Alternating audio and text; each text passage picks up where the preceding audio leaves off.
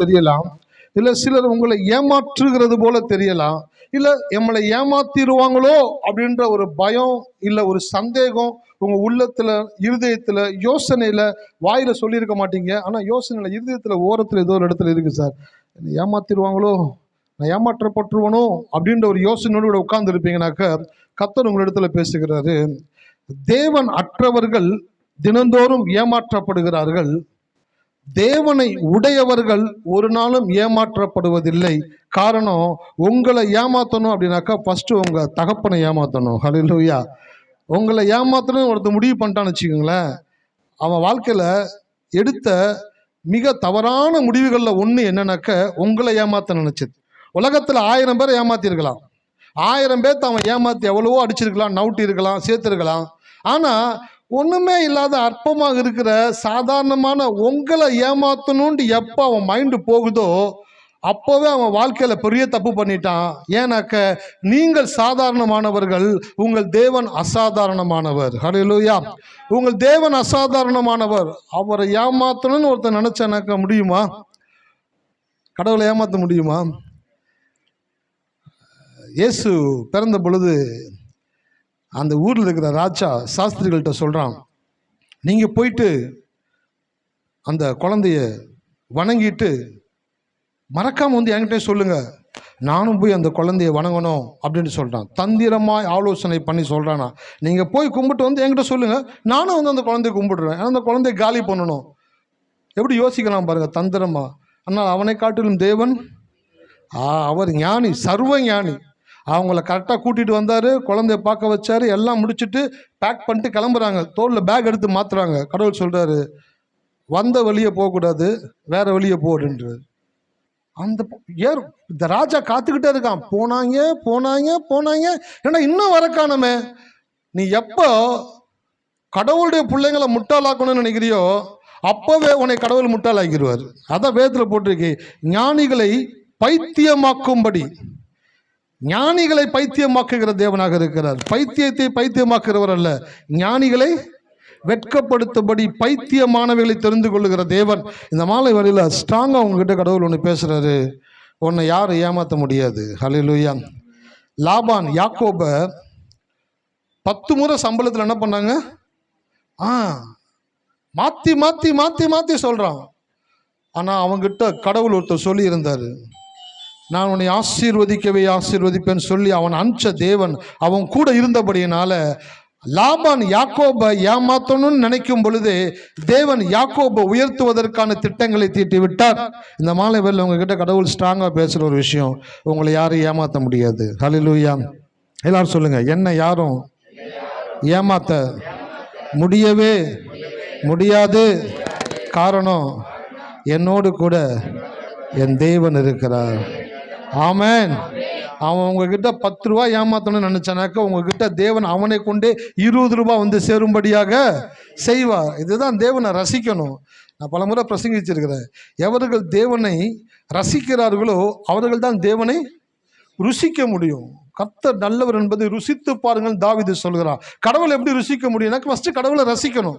கடவுள் எப்படிப்பட்டவர், எப்படிப்பட்ட காரியங்களை வேதத்தை செய்திருக்கிறார், இப்படியெல்லாம் செய்திருப்பார் என்றால் என்னுடைய வாழ்க்கையிலும் இதை தேவன் அனுபவிக்கும்படியாய் செய்வார் அப்படின்ற ஒரு மனுஷன் நம்பும் பொழுதுதான் அவனுடைய வாழ்க்கையில இயற்கைக்கு அப்பாற்பட்ட காரியங்களை தேவன் செய்யக்கூடியவராக இருக்கிறார். உங்க வாழ்க்கையிலலாம் ஒரு மிகப்பெரிய நீங்க கனவுல நினைச்சு பார்க்க முடியாத காரியங்களை உங்களுடைய வாழ்க்கையில தேவன் திட்டமிட்டு இருக்கிறார்.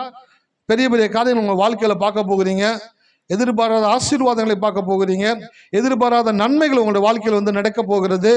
நீங்கள் ஆசைப்படாத காரியங்களை கூட உங்கள் தேவன் ஆசைப்பட்டபடினாலே அவர் உங்களுடைய கரத்தில் கொண்டு வந்து சேர்க்கக்கூடியவராக இருக்கிறார். ஹல்லேலூயா.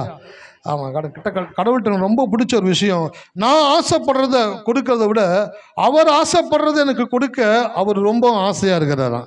சில பேர் யோசிக்கிறாங்க, நான் இதை ஆசைப்பட்டேன், அதை ஆசைப்பட்டேன், எனக்கு கிடைக்கல, எனக்கு வரலை. அப்போ நீங்கள் கடவுளை சரியாக புரிஞ்சுக்கலன்னு அர்த்தம். உன் மன விருப்பத்தின்படி உனக்கு தந்தருளி உனது ஆலோசனைகளை எல்லாம் ஆமாம், உங்களுக்கு மன விருப்பம் வருதுனாக்க உங்களுக்குள்ள செல்ஃப்லேருந்து வர விருப்பம் வேற, வேத வசனத்தை படித்து வேத வசனத்தின் மூலமாக வருகிற விருப்பம் வேற. வேத வசனத்தின் மூலமாக வருகிற விருப்பம் தேவன் உங்களுக்கு கொடுக்கிற விருப்பம். அந்த விருப்பத்தை தேவன் கொடுத்துட்டாருனாக்க அது எவ்வளோ பெரிய காரியமாக இருந்தாலும் அது உங்களுடைய வாழ்க்கையில் தேவன் நிறைவேற்றக்கூடியவராக. அதனால தான் வேதத்தை படிங்கன்னு சொல்கிறோம். ஏன்னாக்கா உங்களுடைய விருப்பம்லாம் வந்து பார்த்தீங்கன்னாக்கா ரொம்ப சாதாரணமான விருப்பம், சின்ன சின்ன காரியங்களை விருப்பப்படுறீங்க. ஆனால் உங்களை குறித்த தேவன் பெரிய விருப்பம் உள்ளவராக இருக்கிறார். இந்த மாணவர்களை கர்த்தர் இடைபடுவாராக. நம்ம அறிக்கை செய்துவிட்டு வார்த்தைகளை கடந்து போகலாம். விபாகம் 26வது அதிகாரத்தை எடுத்துக்கொள்ளுங்க. நன்றி ஆண்டவரே. 19வது வசனம் எல்லாரும் சேர்ந்து விசுவாசத்தோடு அறிக்கை செய்வோம். நான் காலை வேளையில சொன்னேன் தண்ணி. உபாகமம் 26 ஐயா, 26:19. ஹைட்ரஜனும் ஆக்சிஜனும் சேர்ந்தா தானேப்பா வாட்டர் கிரியேட் ஆகுது, கரெக்டா? ஸோ ஹைட்ரஜன் ப்ளஸ் ஆக்சிஜன் அதுதான் என்ன பண்ணுதுங்க, தண்ணியை உருவாக்குதான். அதே போல் இந்த வேத வசனமும் உங்களுடைய விசுவாசமான அறிக்கையும் சேர்ந்து தான் அற்புதங்களை உண்டாக்கக்கூடியதாக இருக்கிறது. இதுவும் நீங்களும் தனியாக இருந்தீங்கன்னாக்கா தண்ணி ஃபார்ம் ஆகவே ஆகாது, அற்புதம் நடக்காது. இந்த வாக்கு தத்தமும் அதை நம்புகிற ஒரு மனிதன் சேரும் பொழுதுதான் தேவன் அற்புதங்களை செய்யக்கூடியவராக இருக்கிறார். ஸோ அந்த விசுவாசத்தோடு சொல்லுங்க, கட்டாயம் அவங்க வாழ்க்கைக்கான கதவுகளை தேவன் திறக்கக்கூடியவராக இருக்கிறார். சேர்ந்து சொல்லுவோம். நான் உண்டு பண்ணின எல்லா சாதிகளை பார்க்கிலும் புகழ்ச்சியிலும் கீர்த்தியிலும் மகிமையிலும் உன்னை சிறந்திருக்கும்படி செய்வேன். ஆமென். அவரை நோக்கி பார்த்து நம்ம சொல்லுவோம். நீர் உண்டு பண்ணின எல்லா சாதிகளை பார்க்கிலும் புகழ்ச்சியிலும் கீர்த்தியிலும் மகிமையிலும் எங்களை சிறந்திருக்கும்படி செய்கிறதற்காய் ஸ்தோத்திரம் ஆண்டவரே. ஆமென். வாக்கு தத்தத்தின்படி தேவன் உங்களை ஆசீர்வதிக்கக்கூடியவராக இருக்குது. பாருங்க, இப்போ வீட்டில் ஒரு 10,000 பணம் வச்சுருக்கீங்க. நான் உங்கள் வீட்டுக்கு வர்றேன், ஒரு 5,000 ரூபாய் கொடுங்கன்னு சொல்கிறேன்னு வச்சுங்களேன். நீங்கள் என்ன பண்ணுறீங்க, பீரோவை திறக்கிறீங்க. திறந்து என்ன பண்ணுறீங்க, பணத்தை பீரோவிலேருந்து எடுக்கிறீங்க. அது 50 ரூபா இருக்கலாம், 100 ரூபாவாக இருக்கலாம், 500 ரூபா இருக்கலாம். அந்த பணத்தை எடுக்கிறீங்க, கவுண்ட் பண்ணுறீங்க, கையில் கொடுக்குறீங்க. இதுக்கு பேர் வந்து ஃபிசிக்கல் மணி, அதாவது கண்ணுக்கு எதிராக தொட்டு பார்க்கக்கூடிய விதத்தில் இருக்கக்கூடிய பணம். சரி, இப்போ உங்கள் அக்கௌண்ட்டில் எவ்வளோ பணம் வச்சுருக்கீங்கன்னு நான் கேட்குறேன். உட்காருங்க சார்ன்னு சொல்லி என்னை பைக்கில் உட்கார வச்சு நேராக பேங்க்குக்கு கூட்டிகிட்டு போய் அந்த மேனேஜரை பார்த்து என் அக்கௌண்ட்டில் எவ்வளோ பணம் இருக்கணும்ன்ட்டு அவருக்கு காட்டணும் அப்படின்னு சொன்னோன்னே, வாங்க சார்ன்னு சொல்லி கூப்பிட்டு போய் லாக்கரை ஓப்பன் பண்ணி பாருங்கள் சார், உங்கள் அக்கௌண்ட்டில் 10 லட்ச ரூபா இருக்குது, 10 கட்டு இருக்குது பாருங்கள் சார் அப்படின்ட்டு அந்த ரூபா நோட்டுங்களை உங்ககிட்ட காட்டுவாரா? என்ன சொல்லுவார்? கம்ப்யூட்டர் ஓப்பன் பண்ணி அக்கௌண்ட் நம்பர் சொல்லுங்கள் அடிச்சு, செந்தில்குமார், ஓகே பாருங்கள் உங்கள் அக்கௌண்ட்டில் 8,50,100 ரூபா இருக்குது. நான் பார்க்குறேன். இல்லை, நான் எப்படிங்க நம்புறது? இதை கம்ப்யூட்டரில் காட்டுறீங்க, ஃபிசிக்கலாக காட்டுங்க. சார், பணத்தெல்லாம் பேங்க்கில் வச்சுக்கிற மாட்டோம். உங்கள் அக்கௌண்ட்டில் என்ன பணம் இருக்கோ அந்த பணத்தை கொடுப்போம். இப்போ நீங்கள் வித்ட்ரா பண்ணணுமா வித்ட்ரா பண்ணிக்கலாம், இந்த பணத்தை யாருக்காச்சும் அனுப்பணுமா நீங்கள் மாற்றி அனுப்பிச்சிக்கலாம். அதனால் ஃபிசிக்கலாக உங்கள் கண்ணில் வந்து பணத்தை காட்ட முடியாது. அக்கௌண்ட்டில் என்ன இருக்குதோ அது உங்களுடைய பணம் தான். பேங்க் ஒரு நாள் போய் சொல்லாது. உங்கள் டவுட்டாக இருந்தால் உங்கள் ஃபோன் பேங்கிங்கில் செக் பண்ணிக்கிங்க. ஃபோனை வாங்குறேன், போட்டு பார்க்குறேன் அக்கௌண்ட் நம்பர் பாஸ்வேர்டு போட்டு பார்த்தா ஆமாம் செந்தில்குமார் அக்கௌண்ட்டில் 8,50,100 ரூபா இருக்குது. ஓஹோஹோ, பரவாயில்ல அப்படின்ட்டு அந்த பணத்தை பார்க்கல. ஆனால் நான் என்ன பண்ணுறேன், நம்புகிறேன். எப்படி நம்புகிறேன்? பணம் இருக்குன்றதை ஃபோன் காட்டுது. இல்லை சார், ஃபோனை நம்ப முடியுமா? சார், கம்ப்யூட்டர் காட்டுது. சார், கம்ப்யூட்டர் நம்ப முடியுமா? ஃபிசிக்கலாக காட்ட வேண்டாமா? ஃபிசிக்கலாக காட்ட முடியாது. அவன் 25 கோடி வச்சிருக்கிறான், 50 கோடி வச்சிருக்கிறான். எந்த இடத்துல போய் பணத்தை காட்ட முடியும்? ஒரு கம்ப்யூட்டரில் ஃபோனில் ஒரு ஃபிகர் காட்டுதுனாக்க, அந்த அமௌண்ட் காட்டுதுனாக்க அந்த அமௌண்ட் உங்களுடையது என்று பேங்க் ஊர்ஜிதமாய் சொல்லக்கூடியதாக. அப்போ வாக்கு தத்தம் என்ன தெரியுங்களா? Digital money. என்னதுங்க? ஆமாம். இதை பார்க்கும்பொழுது நீங்கள் என்ன சொல்லணும்னாக்கா, புகழ்ச்சியிலும் கீர்த்தியிலும் மகிமையிலும் உன்னை சிறந்திருக்கும்படி செய்வேன். சார், என்ன சார், காட்டுங்க, புகழ்ச்சியை காட்டுங்க, அடுத்து என்னங்க, கீர்த்தியை காட்டுங்க, மகிமையை காட்டுங்க அப்படின்னு சொல்லி கேட்டீங்கன்னு வச்சுங்களேன், அது எல்லாமே இதுக்குள்ளே தான் இருக்குதுன்னு நான் சொல்கிறேன்.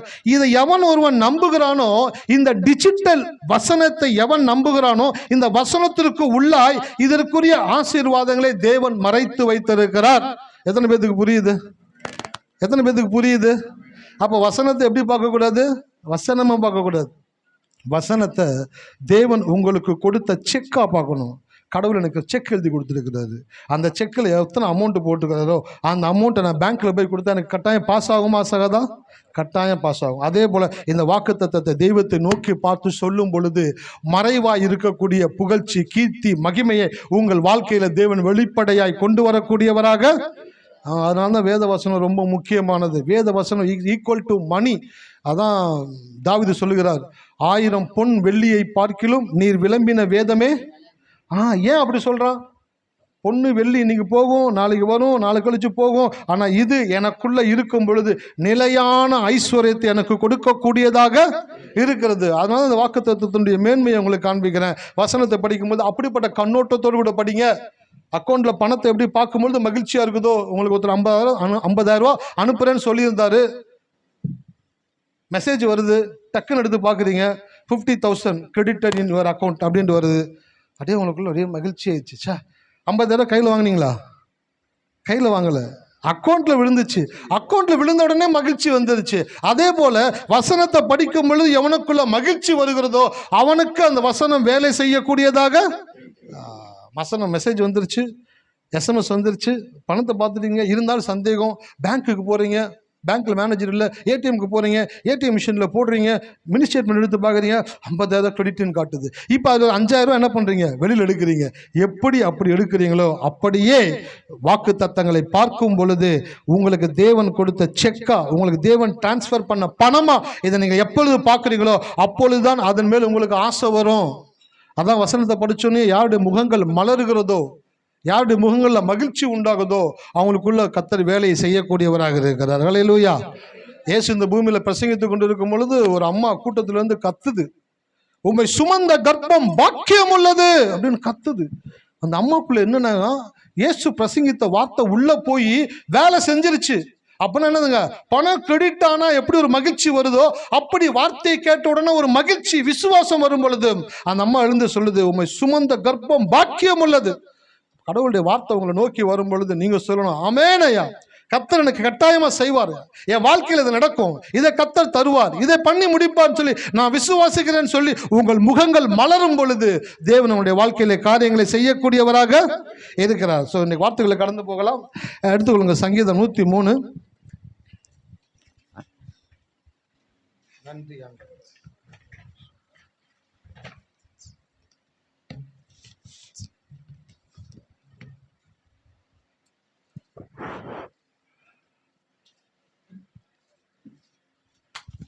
நன்றி. நன்றி நன்றி நன்றி. 5ஆம் வசனத்தை வாசிப்போம். நன்மையினால் உன் வாயை திருப்தியாக்குகிறார், கழுகு சமானமாய் வயது திரும்ப வாழ வயது போல் ஆகிறது. கழுகுக்கு சமானமாய் உன் வயது திரும்ப வாழ வயது போல் ஆகிறது. இந்த கழுகுனுடைய தன்மை குறித்து போதித்து கொண்டு வருகிறேன். உண்மையிலேயே இந்த செய்தி நான் ஸ்டார்ட் பண்ணும் பொழுது ஒரு 2-3 மாதத்தில் முடிச்சுட்டு அடுத்த ஒரு டாப்பிக்கு போகலாம் அப்படின்ட்டு தான் நான் ஸ்டார்ட் பண்ணேன். ஆனால் அதுக்குள்ளே போக போக போக ஒரு கழுகுக்குள்ளே இவ்வளோ பெரிய தன்மையை தேவன் வைத்திருப்பார் என்றால், மனிதனாக எனக்குள்ள தேவன் எவ்வளோ பெரிய தன்மையை வைத்திருக்கிறார் என்று வேதத்தில் ஆராயும் பொழுது தான் தெரிகிறது. நான் பார்ப்பதற்கு சாதாரணமானவனாக தெரிந்தாலும் எனக்குள்ளே தேவன் அசாதாரணமான ஆற்றலை வைத்திருக்கிறார். ஆங்கிலத்தில் பொட்டன்ஷியல் அப்படின்ற ஒரு வார்த்தை யூஸ் பண்ணுவாங்க. பொட்டன்ஷியல் என்ற வார்த்தை என்னன்னாக்கா ஆற்றல். யாருக்குள்ள பொட்டன்ஷியல் ஆற்றல் இருக்கிறதோ அவர்களுடைய வளர்ச்சியை ஒருவரும் ஒரு நாளும் தடுக்கவே முடியாது. எல்லா பறவைகளுக்குள்ளும் பறக்கக்கூடிய தன்மை இருக்கு, ஆனால் கழுகுக்குள் மாத்திரமே உயரமாய் பறக்கக்கூடிய பொட்டன்ஷியல் இருக்குது. அப்ப கழுகுக்குள்ள என்ன இருக்குனாக்கா, மற்ற பறவைகள் எல்லாம் மேகங்களுக்கு கீழாய் பறக்கும், கழுகு மாத்திரமே மேகங்களுக்கு மேலாய் பறக்கும். அந்த மேகங்களுக்கு மேலாய் பறப்பதற்கு ஒரு பொட்டன்ஷியல் தேவை, ஒரு ஆற்றல் தேவை. அந்த ஆற்றலை பிறப்பிலேயே தேவன் கழுகுக்கு கொடுத்திருக்கிறார். அப்போ ஒரு கழுகுக்கு எல்லா பறவைகளை காட்டிலும் மேலாய் பறக்கக்கூடிய ஆற்றலை தேவன் கொடுத்திருப்பார் என்றால் என்னையை தேவன் வறுமையாய் படைத்திருப்பாராம்? என்னை எப்படி தேவன் படைத்திருக்கிறார்? ஆதியாகமம் 1:28 சொல்லுது, நீங்கள் பலுகி பெருகி நிரப்பி கீழ்ப்படுத்தி ஆண்டு கொள்ளுங்கள் என்று சொல்லி தேவன் அவர்களை ஆசீர்வதித்தார். ஆதாம் மேல இருந்த ஒரு ஆசீர்வாதத்தை தேவன் என்ன சொல்றாருனாக்க, பலுகி பெருகி நிரப்பி கீழ்ப்படுத்தி ஆண்டு கொள்ளக்கூடிய ஆசீர்வாதத்தை கொடுத்தாரு. 3 காரியங்களை உங்களிடத்துல நான் பேசிக்கிட்டு வருகிறேன். பலுகி பெருகி பூமியை நிரப்பி. எதை நிரப்பணுங்க? பூமியை நிரப்பி. பூமியை நிரப்பி அப்படின்ற வார்த்தைக்கு என்னன்னாக்க, ஆல்ரெடி கடவுள் வந்து பூமியை நிரப்பிட்டார். மரம் செடி கொடிகள் இருக்குது, கடல் இருக்குது, மலைகள் இருக்குது. 79% வாட்டரும் 21% லேண்டும் தான் இருக்குது இந்த உலகத்தில், பூமியில். ஸோ இந்த பூமியை எல்லா வளங்களாலும் தேவன் நிறைத்திருக்கிறாரு. இந்த பூமி மனிதன் எத்தனை ஆண்டுகள் வாழ்ந்தாலும் அத்தனை ஆண்டுகளுக்கு வேண்டிய ரிசோர்ஸஸை தேவன் கொடுத்திருக்கிறாரு. எல்லாவற்றையும் கொடுத்துட்டு அந்த மனிதனை பார்த்து கடவுள் சொல்றாரு, பூமியை நிரப்பி. நிரப்பின்ற வார்த்தைக்கு இன்னொரு அர்த்தம் என்ன சொல்றாங்கன்னாக்க, reach the nook and corner of the world. உலகத்தின் எல்லா திசைகளிலும் ஒரு அதிர்வை உண்டாக்கக்கூடியது தான் நிரப்புதல்.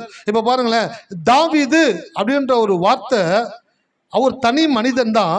அந்த மனிதன் என்ன பண்ணானாக்க, பூமியை நிரப்பினான். எப்படி பூமியை நிரப்பினான்? ஈசாயினுடைய கடைசி மகனாய் பிறந்தவன், எல்லாராலும் ஒதுக்கப்பட்டு புறக்கணிக்கப்பட்டு இழிவாய் நடத்தப்பட்டவன். அவன் கடவுளை நம்பும் பொழுது அவனுக்குள்ள ஒரு வெளிச்சம் உண்டாகுது. என்னையை தேவன் பூமியை நிரப்பக்கூடியவனாக படைத்திருக்கிறார். நான் எந்த நிலையில் இருந்தாலும் என் நிலையை அல்ல, என் தேவன் எனக்கென்று வைத்திருக்கிற நிலையை என்னால் எட்டி பிடிக்க முடியும் என்ற விசுவாசம் கோலியாத்துக்கு முன்னாடி போய் நிற்கும் பொழுது, என்னடா நம்மளை கொண்டு வந்து இப்படிப்பட்ட இடத்துல சிக்க வச்சிட்டாங்களே அப்படின்னு நினைக்கல. ஒவ்வொரு காரியங்களையும், ஒவ்வொரு வாய்ப்புகளையும், ஒவ்வொரு எதிர்ப்புகளையும் என்னை தேவன் உயர்த்துகிற காரியமாய் அவன் பார்க்கக்கூடியவனாக இருந்தான். கோலியாத்தை ஜெயிச்சா. ஜனங்க எல்லாம் பாடுறாங்க, சவுல் கொன்றது 1000, தாவீது கொன்றது 10,000 என்று முறையாய் பாடினாங்களாம். தாவீதுடைய பேர் அப்படியே நிரப்பிக்கிட்டே வருது, இஸ்ரவேல் தேசத்தை நிரப்பிச்சு. இன்னைக்கு இயேசுவை ஒருத்தன் கூப்பிடுறான், தாவீதின் குமாரனே எனக்கு, ஆபிரகாமின் குமாரனை எனக்கு இறங்கும், ஆதாமின் குமாரனை எனக்கு இறங்கும், தேவனுடைய குமாரன் எனக்கு இறங்கும் சொல்லி கூப்பிடல, தாவீதின் குமாரனே எனக்கு இறங்கும் என்று கூப்பிடுகிறான். அப்ப தாவீதினுடைய பேரு இன்றைக்கு உலகம் முழுவதும் நிறைந்து இருக்கிறது. அப்ப பூமியை நிரப்புங்கள் என்றால் உங்களுடைய செயல்கள் மூலமாக உங்களுக்கு தேவன் செய்கிற நன்மையினாலே உங்கள் பேர் எல்லா இடங்களிலும் நிரம்பி இருக்கும்படியாய் தேவன் செய்யக்கூடியவராக இருக்கிறார். அல்லேலூயா. எத்தனை பேர் விசுவாசிக்கிறீங்க? வேதம் சொல்லுது, உன் பேரை ஆபிரகாம்டா தான் சொன்னார், நான் உன்னை ஆசீர்வதித்து உன்னை பெருகவே பெருக பண்ணுவேன், உன் பேரை பொறுமைப்படுத்துவேன். அப்ப உன்னுடைய பேரை நான் உலகத்தினுடைய எல்லா நூக்கன் கார்னரை மூளை முடுக்குகளில் ரீச் பண்ணும்படி செய்வேன். இன்னைக்கு இந்த இடத்துல உட்காந்து கடவுளுடைய வார்த்தை கேட்டுக்கிட்டு இருக்கீங்கல்ல, இந்த இடத்துல உட்காந்து கேட்டுக்கிட்டு இருக்கிற உங்களுடைய சிலருடைய வேணாம், எல்லாருடைய வாழ்க்கையிலும் தேவன் ஒரு பெரிய திட்டங்களை வைத்திருக்கிறார். உங்களுடைய பேரை தேவன் ஃபேமஸ் ஆக்கக்கூடியவராக இருக்கிறார். பாருங்க, தவறான முறையில் ஃபேமஸ் ஆகிறது இருக்குது, சரியான முறையில் ஃபேமஸ் ஆகிறது இருக்குது. அப்ப தவறான முறையில் ஃபேமஸ் ஆகி நீங்க இந்த உலகத்தில் இருந்திருக்கலாம், கடவுளை தெரிந்து கொண்டிருக்கலாம், தேவனை நம்பி வந்திருக்கலாம். இனி உங்களுடைய பேர் தவறான முறையில் ஃபேமஸ் ஆகாது. உங்களுடைய பேரை சரியான முறையில் தேவன் ஃபேமஸ் ஆகும்படியாக செய்வார். நமக்கு எங்கு கனம் மறுக்கப்பட்டதோ, நாம் எங்கு கனவீனப்படுத்தப்பட்டோமோ, அதே இடத்தில் அதே நபர்கள் மத்தியில் தேவன் நமக்கு கனத்தையும் மேன்மையையும் கொடுக்கக்கூடியவராக. இந்த கடவுள் வந்து வித்தியாசமானவர். எங்க உங்களுக்கு கனம் மறுக்கப்பட்டுச்சோ அதே இடத்துல தேவன் உங்களுக்கு கனத்தை கொடுப்பார். இல்லை சார், வேற இடத்துல போயிட்டு எனக்கு கொடுக்க தெரியாதா? உனக்கு எங்க கனம் மறுக்கப்பட்டுச்சு அந்த இடத்துல உன்னை கனப்படுத்துவார். இல்லை எனக்கு பிடிக்கலாண்டவரை, நான் போயிடுறேன். உட்காந்து சீன் முடியல. சில பேர் படம் பாதியிலே எந்திரிச்சு வெளியே போகிறவங்களா இருக்காங்க. என்னாச்சுனாக்கா, இல்லை படம் பிடிக்கலைங்க சார், இனிமேல் தான் முக்கியமான சீனே வரப்போகுது. உங்களுக்கு எங்கு கனம் மறுக்கப்பட்டதோ, நீங்கள் எங்கு கனவீனப்படுத்தப்பட்டீர்களோ அதே இடத்தில் அதே நபர்கள் மத்தியில் தேவன் உங்களுக்கு கனத்தையும் மேன்மையையும். இந்த தேவனை ஒரு மனுஷன் புரிஞ்சுக்கிட்டான் அப்படின்னாக்க அவனுடைய பேரை தேவன் ஃபேமஸ் ஆக்கக்கூடியவராக இருக்கிறார். வாழ்க்கையில் ஒன்று கற்றுக்குங்க, எவர்கள் பொறுமையாக இருக்கிறார்களோ அவருடைய வாழ்க்கையில் தான் தேவன் பெருமையான காரியங்களை செய்யக்கூடியவராக. பொறுமையாக இருங்க. எந்த இடத்துல இருந்தாலும் டக்கு டக்குன்னு முடிவு எடுக்கக்கூடாது. டக்கு டக்குன்னு முடிவெடுத்து டக்கு டக்குன்னு காரியங்களை செஞ்சு டக்கு டக்குன்னு போயிடக்கூடாது. பொறுமையாக இருங்க. நீங்கள் இருக்கிற ஒவ்வொரு நிமிடத்தையும், ஒவ்வொரு நிமிடத்திற்கான பொறுமையையும் தேவன் வேல்யூ பண்ணக்கூடியவராக இருக்கிறார். பாருங்க, கடவுளுடைய வார்த்தையை கேட்டு கடவுளுடைய வார்த்தையை நம்பி விசுவாசித்து இக்கட்டான நெருக்கமான ரொம்பவும் அசௌகரியமான இடத்திலே தேவனுடைய வார்த்தைக்காக உட்கார்ந்து கொண்டு அந்த இடத்துல நிற்கிற ஒவ்வொரு நொடி பொழுதையும் தேவன் வெயிட்டு போடக்கூடியவராக இருக்கிறார். யோசேப்பை போத்திபாண்ட வீட்டிலிருந்து தவறான கேஸை போட்டு எங்கே தள்ளிட்டாங்க? ஜெயிலில். அவன் ஜெயிலில் இருந்த ஒவ்வொரு நொடியையும் தேவன் கால்குலேட் பண்ணிக்கிட்டே இருந்தாராம். எடை மிஷினில் ஏறி நிற்கிறீங்க சார், எடை மிஷினில் ஏறி நின்ன உடனே என்னதுங்க, எடை ஜீரோவில் இருக்கிறது டக்கு டக்கு டக்கு டக்கு டக்கு டக்குன்னு மேரி 99, 100, 104 எப்படி வெயிட் காட்டுதோ அப்படி நீங்கள் தேவன் சொன்ன வார்த்தையை நம்பி விசுவாசித்து பொறுமையோடு இருக்கிற ஒவ்வொரு நொடியையும் தேவன் வெயிட் போட்டு பார்க்கக்கூடியவராக இருக்கிறார். மற்றவங்க உங்களை பரிகசிக்கலாம், மற்றவங்க உங்களை ஏராளமாக பேசலாம், மற்றவங்க உனக்கு இது நடக்கலை, கிடைக்கல, முடியல, வரலை, அங்கே இதை பாரு, இவங்களுக்கு நடந்துருச்சு, அவங்களுக்கு நடந்துருச்சு, உனக்கு வரல, உனக்கு கிடைக்கலன்னு அப்படி சுற்றி இருக்கிற எல்லா மக்களுடைய வார்த்தைகளையும் நீங்கள் கேட்கும் பொழுது நீங்கள் சுய பரிதாபம் அடைந்து சோர்ந்து படுக்கிறவர்களாக இராமல் எழுந்து நின்ற விசுவாசத்தோடு கூட என் தேவன் எனக்கு ஒன்றை சொல்லி இருப்பார் என்றால் என் தேவன் நிச்சயமா என் வாழ்க்கையில செய்யக்கூடியவராக இருக்கிறார் என்று சொல்லி விசுவாசத்தில் நீங்க நிக்கிறீங்க பார்த்தீங்களா, அந்த ஒவ்வொரு நொடியையும் தேவன் வெயிட் போட்டு பார்க்கக்கூடியவராக இருக்கிறார். பைபிள் ஒரு வசனம் இருக்கு, என்னுடைய கண்ணீரை உம்முடைய எதுல வச்சாரா? என்னுடைய கண்ணீரை உம்முடைய துருத்தியில் அல்லவோ வைத்தீர். ஏன்? தேவன் மெஷர் பண்ணக்கூடியவராக இருக்கிறாரு. நீங்கள் சில காரியங்களை உங்கள் வாழ்க்கையில் மெஷர் பண்ணாமல் இருக்கலாம், ஆனால் கடவுள் உங்கள் வாழ்க்கையில் நடக்கிற ஒவ்வொரு காரியங்களையும் அளந்து பார்க்கக்கூடியவராக இருக்கிறார். நீங்கள் பொறுமையாக இருக்கும் பொழுது தேவன் அளக்கிறார், நீங்கள் நம்பிக்கையோடு இருக்கும் பொழுது அதையும் தேவன் அளக்கிறார். நீங்கள் தேவனை சார்ந்து விசுவாசத்தோடு இக்கட்டான சூழ்நிலையிலே எல்லா சூழ்நிலையிலும் எழுந்து நின்று ஆண்டவரே உம்முடைய வார்த்தையின் மேலே நான் நிற்கிறேன் ஆண்டவரே என்று சொல்லி நீங்கள் சகிக்கிற ஒவ்வொரு காரியங்களையும் தேவன் அளந்து, வேதம் சொல்லுகிறது, நீங்கள் துன்பத்தை கண்ட நாட்களுக்கு சரியாய் உங்களை மகிழ்ச்சியாக்குவார். அப்ப துன்பங்களை கண்ட நாட்கள் எத்தனை நீங்க கவுண்ட் பண்ணிருக்கீங்களா? உங்களுக்கு தெரியுமா எத்தனை நாள் துன்பப்பட்டேன், எத்தனை நாள் வேதனைப்பட்டேன், கவலைப்பட்டேன், அவமானப்பட்டேன், அசிங்கப்பட்டேன், என்னை நிறைய பேர் கேவலமாக பேசினாங்க, அதெல்லாம் ஞாபகம் வச்சுக்கிட்டு இருக்கிறீங்க. 1-2 ஞாபகம் இருக்கும், ஆனால் மிச்சத்தை மறந்துடுவீங்க. ஆனால் உங்கள் தேவன் உங்களுடைய ஒவ்வொரு அசைவுகளையும் தேவன் ஞாபகத்தில் வைக்கக்கூடியவராக இருக்கிறார். நீ துன்பத்தை கண்ட நாட்களுக்கு சரியாய், இந்த சரியா என்ற வார்த்தை என்னன்னாக்கா, தராசுல ஒரு பக்கம் 1/2 கிலோ கல்லை வச்சுட்டீங்க, இன்னொரு பக்கம் 1/2 கிலோ பழத்தை வச்சு முள்ளு நேரம் நின்றுச்சுனாக்கா அது 1/2 கிலோ. எப்படி அளக்குறீங்களோ அப்படி நீங்கள் துன்பத்தை கண்ட நாட்களுக்கு சரியாய் தேவன் உங்களை மகிழ்ச்சியாக்குவார். ஹல்லேலூயா. அப்ப நீங்க துன்பத்துல போய் கொண்டு இருக்கும் பொழுது உங்களுக்குள்ள ஒரு சந்தோஷம் உண்டாகணும். அதான் திருவள்ளுவர் சொன்னார், இடுக்கண் வருங்கால் சொல்லுங்க. என்னடா படிச்சிருக்கீங்களா? சொல்லுங்கடா. அது மட்டும் நாங்க படிக்கல சார். இடுக்கண் வருங்கால் நகுக, துன்பம் வரும்போது சிரிங்க. ஏன் அப்படின்னாக்க, துன்பத்தை நான் கடக்கும் பொழுது அதற்கு சரியான அளவில் தேவனுக்கு இன்பத்தை வைத்திருக்கிறார், நான் இன்பத்தை அனுபவிக்க போகிறேன். அப்படிப்பட்ட நம்பிக்கை அவனுக்குள்ள வருதோ அவனுக்குள்ள இருந்தா தேவன் செயல்படக்கூடியவராக இருக்கிறார். ஹல்லேலூயா. அப்ப இந்த மாலை வேளையில நான் சொல்றேன், பலுகி பெருகி பூமியை நிரப்பின்ற வார்த்தைக்கு என்ன அர்த்தம்? ரீச் பண்றது, ஃபேமஸ் ஆக்குறது. இன்னைக்கு சில காரியங்கள் உங்க இடத்துல நான் பேச போகிறேன். எடுத்து வாசிங்க 1 கொரிந்தியர் 1:27-31 வரைக்கும். ஞானிகளை வெட்கப்படுத்தும்படி தேவன் உலகத்தில் பைத்தியமானலை தெரிந்து கொண்டார், பலமுறை வெட்கப்படுத்தும்படி தேவன் உலகத்தில் பலவீனமானலை தெரிந்து கொண்டார், உள்ளவைகளை அவமாக்கும்படி உலகத்தின் இழிவானவைகளையும் அற்பமாய் எண்ணப்பட்டவைகளையும் இல்லாதவைகளையும் தேவன் தெரிந்து கொண்டார். மாம்சமான எவனும் தேவனுக்கு முன்பாக பெருமை பாராட்டாதபடிக்கு அப்படி செய்தார். அந்தபடியே நீங்கள் அவராலே கிறிஸ்து இயேசு உட்பட்டிருக்கிறீர்கள். எழுதியிருக்கிறபடி மேன்மை பாராட்டுகிறவன் கர்த்தரை குறித்தே மேன்மை பாராட்டத்தக்கதாக அவரே தேவனால் நமக்கு ஞானமும் நீதியும் பரிசுத்தமும் மீட்புமானார். ஆமென். அல்லேலூயா. இந்த வசனத்தை பலமுறை அண்ணா பிரசங்கிச்சிருக்கிறாங்க, நானும் ஒரு சில முறை பிரசங்கித்திருக்கிறேன். ஆனால் இந்த பகுதியில் ஒரு முக்கியமான ஒரு காரியம் இருக்குது. என்னன்னாக்க, ஞானிகளை வெட்கப்படுத்தும்படி தேவன் பைத்தியமானவர்களை பாருங்க, எந்த எக்ஸ்ட்ரீமை காட்டி எந்த லோவை காட்டுறாரு. வசனத்தை படிக்கும் பொழுது எப்பயுமே தேவன் ஞானி அப்படின்னு சொல்லும் பொழுது த மோர் எக்ஸ்ட்ரீம் வைஸ் அப்படின்னாக்க ஞானத்தில் தலை சிறந்த ஒருவன், இன்னொன்று பைத்தியம். இன்னைக்கு இந்த பைத்தியன்ற வார்த்தைக்கு ஒரு காரியத்தை ஒரு சில நாட்களுக்கு முன்பாக யோசித்தேன். முழு பைத்தியங்கள் மாத்திரமே மருத்துவமனையில் சிகிச்சை பெற்று கொண்டிருக்கிறது. முக்கா பைத்தியம், அரை பைத்தியம், கால் பைத்தியம்லாம் உலகத்தில் சுற்றிக்கிட்டு தான் இருக்குது. கால் பைத்தியம், அரை பைத்தியம், முக்கா பைத்தியத்தை எங்கே பார்க்கலாம் அப்படின்னாக்க, நீங்கள் ரோட்டில் வாகனத்தை ஓட்டிட்டு போகும்போது பார்க்கலாம். யோசிப்பீங்க, நேராக வருவான். நீங்கள் விலகணும்.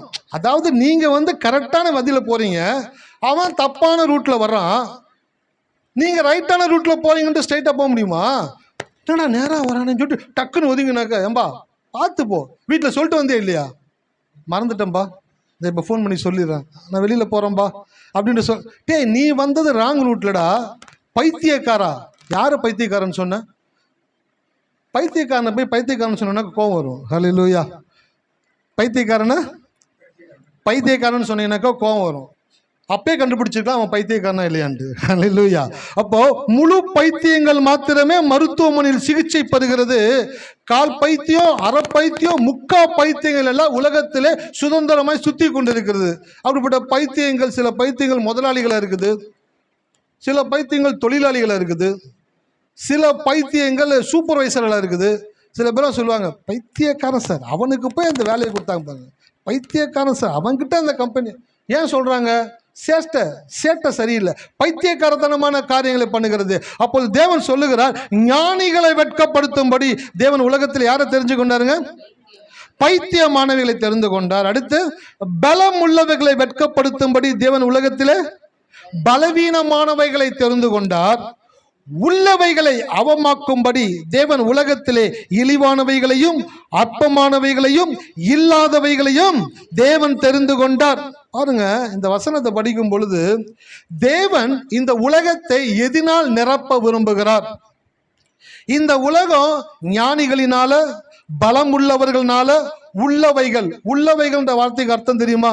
அல்லேலூயா. நான் நிறைய முறை இந்த வசனத்தை படிச்சிருக்கிறேன், ஆனால் உள்ளவைகள்ன்ற வார்த்தைக்கு நான் கவனிக்கிறதே கிடையாது.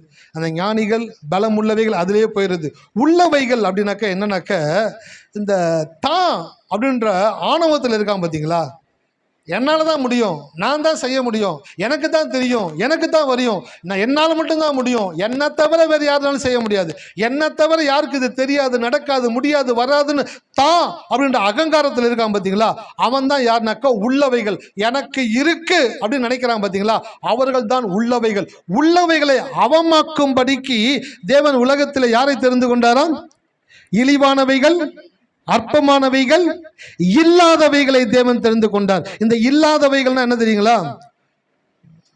சின்ன வயசுல விளையாடும் பொழுது ஒரு 10 வயசு பசங்க விளையாடுறாங்கன்னு வச்சுங்களேன், 5 வயசு பையன் உள்ள பூருவான். இவங்க நல்லா விளையாண்டுக்கிட்டு இருப்பாங்க, அந்த ஆட்டத்தை குழப்புற மாதிரியே விளையாண்டுக்கிட்டு இருப்பான். ஏய் கம்முன்னு போடா, அந்த பக்கம் போடா, நானும் வருவேன்னு சொல்லிட்டு நடுவில் உட்காந்து அழுவான், ஓன்னு அழுவான். அவங்க அம்மா ஓடி வருவாங்க, டேய் என்னடா அவனே சேர்த்து விளையாடுங்கடா. ஆண்டி, நாங்களாம் பெரிய பெரிய பசங்க ஆண்டி, சின்ன பசங்களை விளையாண்டாக்க நாங்கள் சின்ன பசங்க ஆக மாட்டோமா? டே அவனை சும்மா உப்புக்கு சப்பானியாவாச்சும், எத்தனை பேர் கேள்விப்பட்டிருக்கீங்க?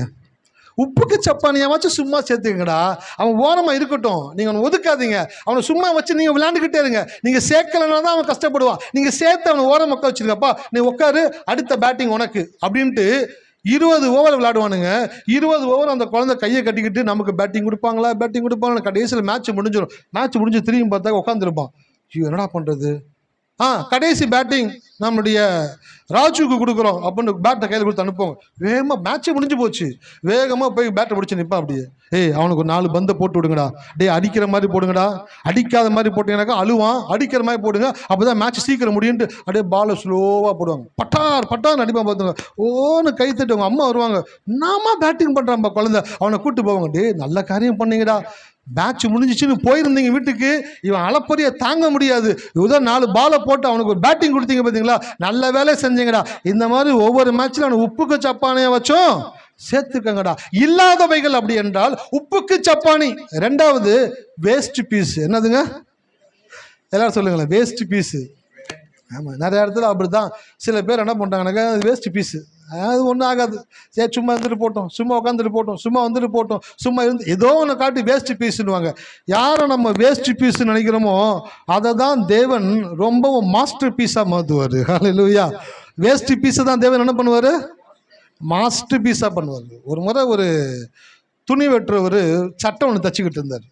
சட்டை தச்சுக்கிட்டு இருக்கும் பொழுது ஏதோ ஒரு ஞாபகத்தில் ரொம்ப காஸ்ட்லியான சட்டை ஒரு ரவுடி பையன் கொண்டு வந்து கொடுத்துட்டான். யார் கொடுத்துட்டா?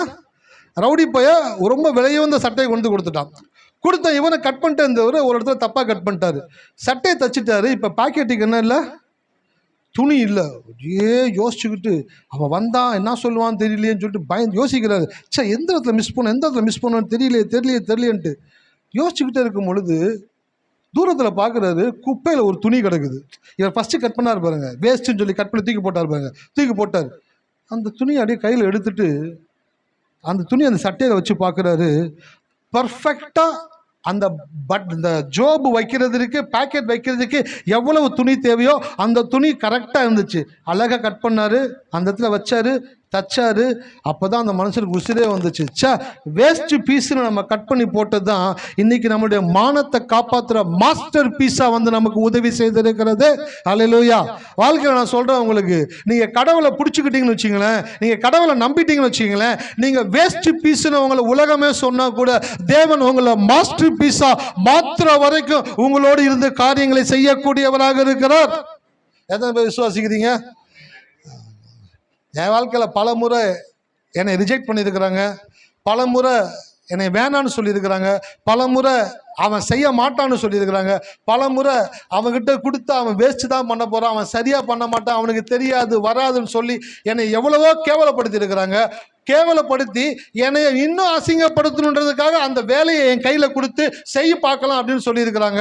அப்படி கொடுக்கும் பொழுதெல்லாம் நான் தேவனிடத்தில் செபிக்கிற ஒரு காரியங்கள், ஆண்டவரே ஞானிகளை வெட்கப்படுத்தும்படி நீ பைத்தியமானவைகளை தெரிந்து கொண்ட தேவன் அல்லவோ, இவர்களுக்கு முன்பாக நீர் என்னை உயர்த்துகிறதற்காய் நன்றி ஆண்டவரே என்று சொல்லி அந்த வேலையை எடுத்து தெய்வ பயத்தோடு கூட உண்மையை முத்தமா அந்த செய்து முடித்து அதை பர்ஃபெக்டா அவங்களுடைய கரத்துல கொடுக்கும் பொழுது அவங்க சொல்லுவாங்க, ஏன்னா வேஸ்ட் பீஸ் நினைச்சோம், நம்மளோட பெஸ்டா இந்த காரியத்தை பண்ணிருக்கிறானே, பெருமை எனக்கா? சொல்லுங்க சார். பெருமை எனக்கு இல்லை, பெருமை என் தேவனுக்கு. ஹல்லேலூயா.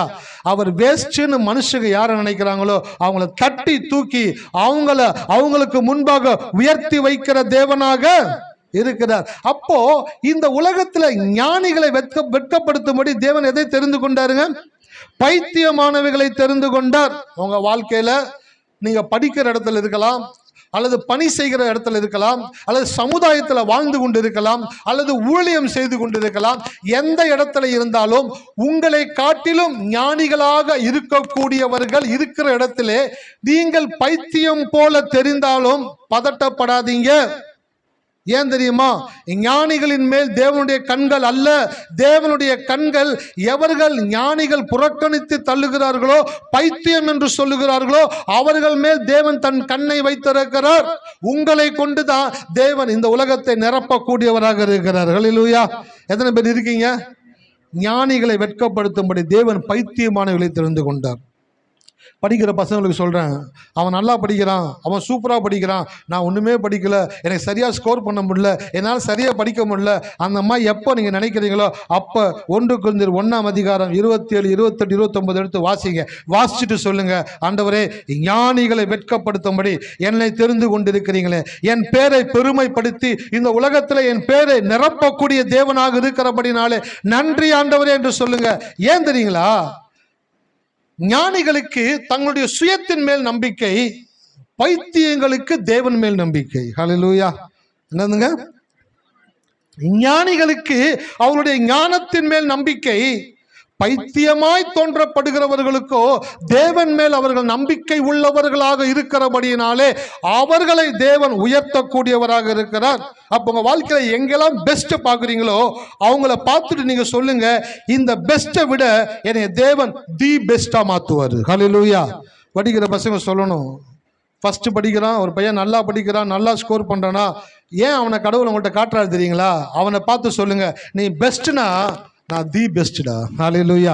நீ ஞானினா இந்த உலகத்தை படைத்த ஞானமுள்ள தேவனுடைய பிள்ளையாக நான் இருக்கிறபடியினாலே உனக்கும் மேல என்னை தேவன் உயர்த்தக்கூடியவராக இருக்கிறார். அதான் பிள்ளைங்களுக்கு வந்து ஆலயத்தில் உட்கார வச்சு சொல்ல வேண்டிய காரியங்கள் இருக்கு பாருங்களேன். ஆலயத்துக்கு வரலனாக்கா பிள்ளைங்கனால வந்துட்டு ஒரு மோட்டிவேஷனல் இருக்க முடியாது, சோர்ந்து போயிடுவாங்க. ஒரு எக்ஸாமில் சரியாக ஸ்கோர் பண்ணலன்னா சோர்ந்து போயிடுவாங்க. ஆனால் ஒரு எக்ஸாமில் ஸ்கோர் பண்ண முடியலன்னா கூட ஆலயத்திலிருந்து உட்கார்ந்து தேவனுடைய வார்த்தையை கேட்கும் பொழுது அடுத்த எக்ஸாமில் முன்பு விட்டதை மறுபடியுமாய் பிடித்து முன்னேறக்கூடிய உந்துதலை தேவன் அவர்களுக்கு கொடுக்கக்கூடியவராக அப்போ ஞானிகளை வெட்கப்படுத்தும்படி தேவன் யாரை தெரிந்து கொள்கிறாரு? பைத்தியமானவைகளை. அடுத்து பலம் உள்ளவைகளை வெட்கப்படுத்தும்படி தேவன் யாரை தெரிந்து கொள்கிறாரு? பலவீனமானவைகளை. நீங்க உங்க இருக்கிற இடத்துல பலவீனமா நீங்க உணர்றீங்க அப்படின்னாக்க உங்களுக்குள்ள அப்படிப்பட்ட ஒரு மெச்சூர்னஸ் இல்லை, அப்படிப்பட்ட தைரியம் இல்லை, அப்படிப்பட்ட கம்யூனிகேஷன் ஸ்கில் இல்லை, அப்படிப்பட்ட வேலை நுணுக்கங்கள் உங்களுக்கு தெரியல. எல்லா இடத்திலையும் உங்களை காட்டிலும் பலம் உள்ளவர்கள் இருக்கிறார்கள். ஆனால் நீங்கள் பலவீனமானவர்களாக இருக்கிறீர்கள் என்றால் கவலைப்படாதீங்க, சந்தோஷப்படுங்க. ஏன்னாக்க பலம் உள்ளவர்களை காட்டிலும் உங்களை உயர்த்துவதற்காக தேவன் உங்களோடு கூட இருக்கிறார். ஹல்லேலூயா. பலம் உள்ளவைகளை ஒன்றுமில்லாமல் ஆக்கும்படி தேவன் பலவீனமானவைகளை தெரிந்து கொண்டாரா. அடுத்து ஒன்று சொல்றாரு, உள்ளவைகளை அவமாக்கும்படி தேவன் இழிவானது அப்படின்னா என்னதுங்க? ரொம்ப சீப்பு. அற்பமானது அப்படின்னாக்க மதிக்கப்படாதது. இல்லாதவைகளையும் அப்படின்னாக்க சரக்கு இல்லாத ஆளை, சரக்கு இருக்கிற ஆளை தான் இந்த உலகம் தேர்ந்தெடுக்கும். சரக்கே இல்லாத ஆளை தான் தேவன் தேர்ந்தெடுக்கக்கூடியவராக இருக்கிறார். ஹல்லேலூயா. பாருங்க, இந்த உலகம் எப்படிப்பட்ட உலகம்னாக்க தகுதி உள்ளவர்களை இந்த உலகம் தேர்ந்தெடுக்கிறது. ஆனால் தரம் உள்ளவர்களை தான் தேவன் தேர்ந்தெடுக்கிறார். ஹல்லேலூயா. வசனம் இந்த காரியங்களை உங்களுக்கு பேசணும் அப்படின்னாக்க 2-3 வாரம் ஆகிடும். தகுதினா என்ன, தரம்னா என்ன? தகுதி என்பது படிப்பதினால் வருவது, அனுபவத்தினால் வருவது, கற்றுக்கொள்வதனால் வருவது, இயற்கை காரியங்களை தெரிந்து கொள்வதனால் வருவது தகுதி. ஆனால் தகுதியின் அடிப்படையில் உலகம் ஒரு மனிதனை உயர்த்தக்கூடியதாக இருக்கிறது. ஆனால் தரத்தின் அடிப்படையில் தான் தேவன் ஒரு மனிதனை உயர்த்தக்கூடியவராக. தரம் உங்களுக்குள்ள வந்துருச்சுன்னு வச்சுங்களேன், நீங்க கவலையே படாதீங்க. எனக்கு கடவுள் சொன்னாரு, இந்த உலகத்துல உண்மை என்ற ஒரு காரியம் உலகத்துல கொஞ்சம் கொஞ்சமா குறைஞ்சு இன்றைக்கு உண்மை உள்ளவர்கள் இருக்கிறார்களா என்ற இடத்திற்கு உலகம் ஓடிக்கொண்டிருக்கிறது. உண்மைன்றதே கிடையாது, பேச்சிலையும் கிடையாது, செயல்லையும் கிடையாது, எண்ணத்திலையும் கிடையாது. எப்படி ஏமாத்தலாம், எப்படி பொய் சொல்லலாம், எப்படி மாத்தி பேசலாம், இப்படிப்பட்ட உலகம் நிறைந்திருக்கிற இந்த உலகத்திலே கடவுளை நம்பி ஒரு மனிதன் உண்மை உள்ளவனாக இருக்கும் பொழுது அந்த உண்மை என்பது தரம். அல்லேலூயா. எத்தனை பேர் இருக்கீங்க? ஆமா. தகுதியின் அடிப்படையில் அல்ல, தேவன் தரத்தின் அடிப்படையில் ஆசீர்வதிக்க கூடியவராக. தரத்தை வளர்த்து கொள்ளுங்கள். இன்றைக்கு வேதத்தின் ஒரு மனுஷனை காட்ட போறேன். அவனுடைய தரம் அவன் வாழ்க்கையை உயர்த்தக்கூடியதாக இருந்தது. ஒரு காரியத்தை எடுத்து வாசிங்க, வேகமா போகலாம். 1 சாமுவேல் 2:8.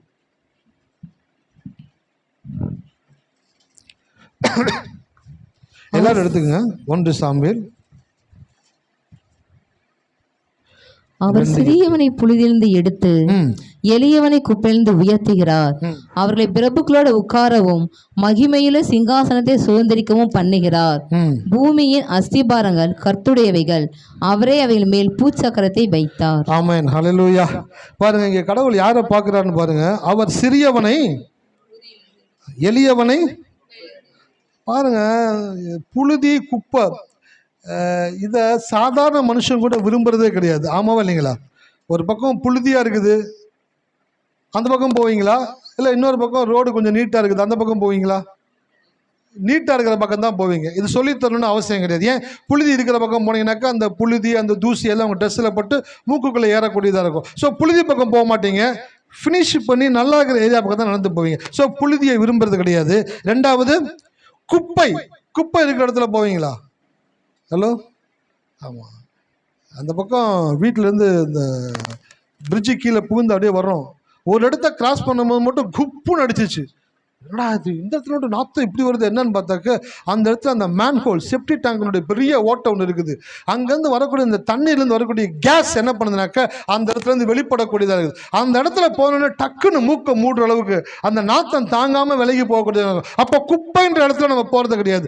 சாதாரண மனுஷனாகிய நாம் புழுதியையும் குப்பையும் பார்த்து ஒதுங்கி போகிறோமே, அவர் சர்வலோகத்தையும் படைத்த தேவன். அவர் என்னத்தை பார்க்கிறாரு பாருங்க, புழுதியில் இருக்கிறவனை, சிறியவனை புழுதியிலிருந்து எடுத்து எளியவனை குப்பையிலிருந்து உயர்த்துகிறார். அதோட விட்டா பரவாயில்ல, அதுக்கப்புறம் தான் வேலையை ஸ்டார்ட் பண்றாரு. அடுத்து என்ன பண்றாருங்க, அவர்களை பிரபுக்களோட மகிமையுள்ள சிங்காசனத்தை பிரபுக்கள் எல்லாம் உட்கார்ந்துருக்காங்களா, நல்லா கோட் ஷூட் போட்டு ரிச்சா ராயலா உட்கார்ந்துருக்கிறாங்களா.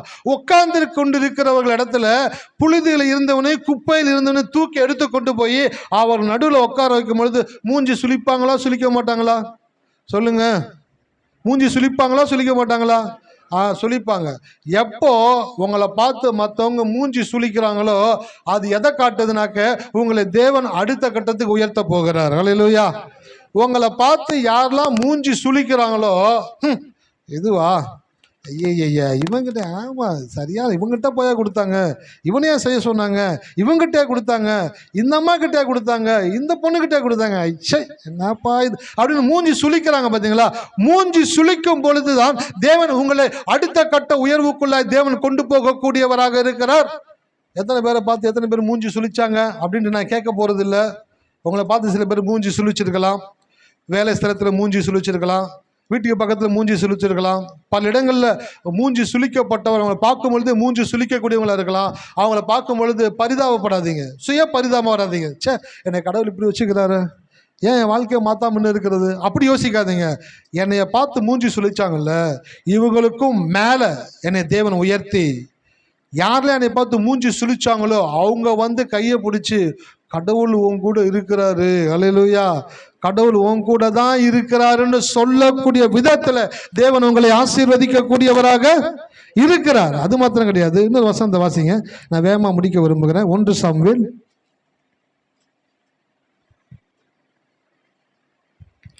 16ஆம் அதிகாரம்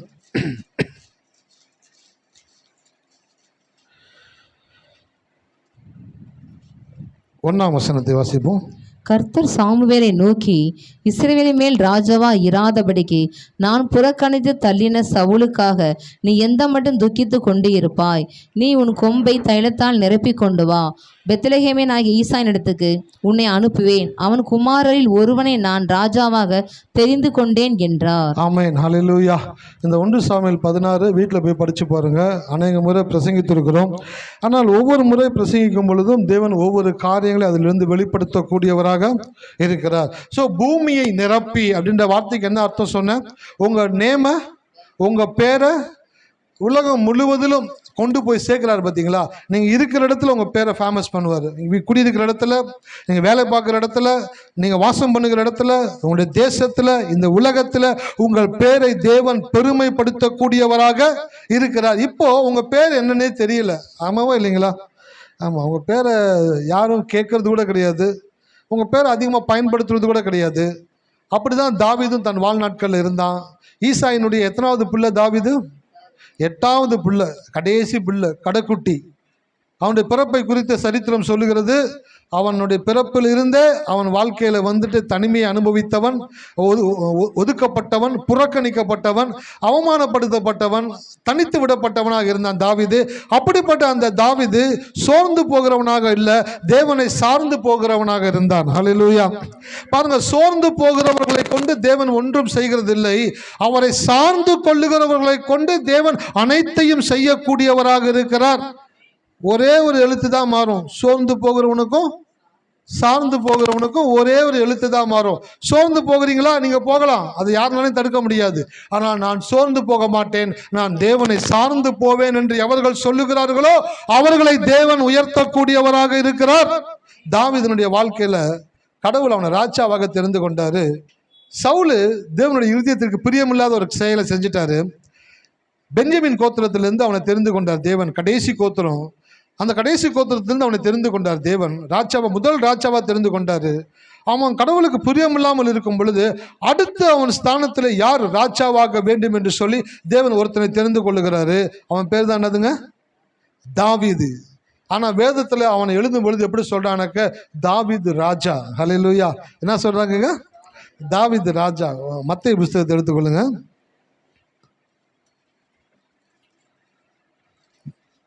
1:1 வாசிங்க. ஆபிரகாமின் குமாரனாகிய தாவீதின் குமாரனான இயேசு கிறிஸ்துவின் வம்ச வரலாறு. பாருங்க, ஆபிரகாமின் குமாரனாகிய தாவீதின் குமாரனான இயேசு கிறிஸ்துவினுடைய வம்ச வரலாறு. பாருங்க, ஒரு பழைய ஏற்பாட்டை 2 மனுஷங்களை வச்சு முடிச்சிட்டாரு. ஒன்று ஆபிரகாமு, விசுவாசம். 2வது தாவீது, கிருபை. விசுவாசத்தையும் கிருபையையும் மையப்படுத்தும்படியாய் புதிய ஏற்பாட்டில் இயேசு பிறக்கிறாரு. இயேசு பிறக்கும் பொழுது 2 நபர்களை மாத்தியுமே மையமிட்டு தேவன் காட்டுகிறார். ஒன்று ஆபிரகாம், 2வது யாருங்க? தாவீது. அடுத்து 6ஆம் வசனத்தை வாசிங்க. ஈசாய் தாவீது ராஜாவை பெற்றான். தாவீது ராஜா உரியாவின் மனைவியாய் இருந்தவிடத்தில் சாலமோனை பெற்றான். அல்லேலூயா. ஈசாய் தாவீது சார் பிறக்கும் பொழுது ராஜாவா சார்? நான் சொல்கிறேன், அவங்க அம்மா வயிற்றில் இருக்கும் பொழுது அவன் ராஜா தான். ஹல்லேலூயா. உங்கள் வாழ்க்கையில் நீங்கள் உட்காந்துருக்கீங்கள, சில இடங்களில் சில இடத்துல வாழ்ந்துக்கிட்டு இருக்கிறீங்க.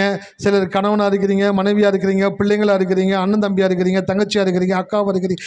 ஏதோ ஒரு ஸ்தானத்தில் இந்த உலகத்தில் வாழ்ந்துக்கிட்டு இருக்கீங்கள. நீங்கள் வகிக்கிற இந்த ஸ்தானங்கள், நீங்கள் இந்த உலகத்தில் உங்கள் அம்மா வயிற்றில் உருவாகும் பொழுதே அத்தனை ஸ்தானங்களையும் தேவன் டிசைன் பண்ணக்கூடியவராக இருக்கிறார். அவன் தாவீது ராஜா. எப்போ அவன் ராஜாவை அபிஷேகம் பண்ணப்பட்டு ராஜா நினைக்கிறீங்களா? அவங்க அம்மா வயிற்றுல உருவாகும் பொழுதே அவனை தேவன் ராஜாவாக தெரிந்து கொண்டார். அது கூட பரவாயில்ல எனக்கு. தாவீது ராஜா உரியாவின் மனைவியாய் இருந்தவளிடத்தில், தன் மனைவியின் இடத்தில் அல்ல, இன்னொருத்தனுடைய மனைவியை எடுத்துக்கொண்டு அவனை கொன்று போட்டுட்டு அவனுடைய மனைவியின் மூலமாய் ஒரு பிள்ளையை பெற்றெடுத்தவனை எப்படி சொல்லணும்?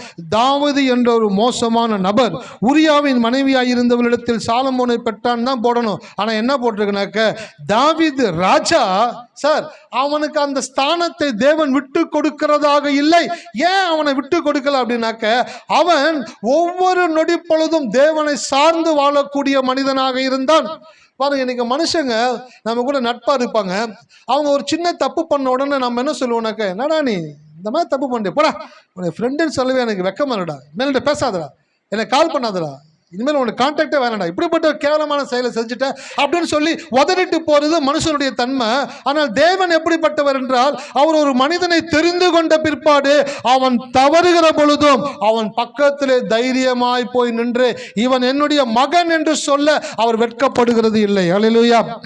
கெட்ட குமாரன் அப்பா கிட்ட எல்லாவற்றையும் வாங்கிட்டு போனான், செலவழிச்சான், ஒன்றும் இல்லாமல் போனான். உயிரை மட்டும் கையில் பிடிச்சிட்டு அப்பா கிட்ட வருகிறான். ஆனால் அப்பா கிட்ட வரும்பொழுது கூட, என்னடா நீ என் பேரை கெடுத்து அவமானப்படுத்தி எத்தனை பையன் இந்த ஊரில் என்னை கேட்டானுங்க, என்ன ஒரு சின்ன பையன் சொத்தை வாங்கிட்டு போயிட்டானுமே, வளர்ப்பு இப்படி தானா, இப்படி தான் உன் பையனை வளர்ப்பியா, இதான் லட்சணமா, இதான் சொல்லி கொடுத்து வளர்த்தியா? 1000 காரியங்கள் அவன் காதுகளிலே கேட்டு அவனை புண்படுத்தின பொழுதும் அவன் மகன் வரும் பொழுது தகப்பன் என்ற ஸ்தானத்தில் போய் அவன் நின்றான். அல்லேலூயா. உலகத்தில் இந்த பேரண்டிங்னு போன வாரம் சொன்னேன்ல, அப்பானா யாரு? தப்பு பண்ணோன்னு என் பையன் இல்லைன்னு சொல்றது கிடையாது.